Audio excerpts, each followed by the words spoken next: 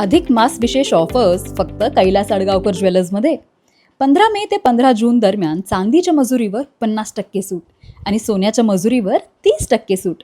आजच भेट द्या Kailas अडगावकर jewellers, Datta Mandir bus stop, Nashik Road. Uttamnagar Chowk परिसरातील बंजोळच्या कॅफेला रविवारी रात्री 7 वाजण्याच्या सुमारास अचानक आग लागल्याने परिसरात एकच खळबळ उडाली. आग लागली त्यावेळी कॅफेमध्ये ग्राहक उपस्थित होते.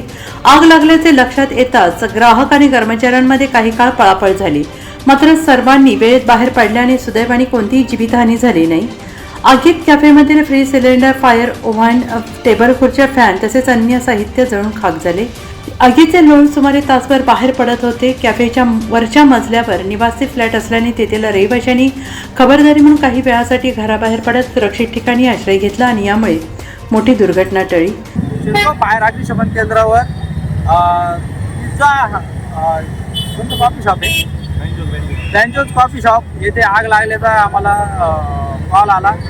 त्याप्रमाणे आमचे सिडको केंद्रावरच्या पहिले टर्नआउट 3312 बंब हा टर्नआउट केला गेला आणि लागलीच आग विझवण्याचं कार्य सुरू केलं गेलं.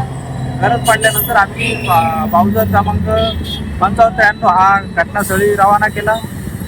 घटनास्थळी आग मोठ्या प्रमाणात असल्याने तिथला बाउजर बोलवण्यात आला. आग आटोक्यात आणली.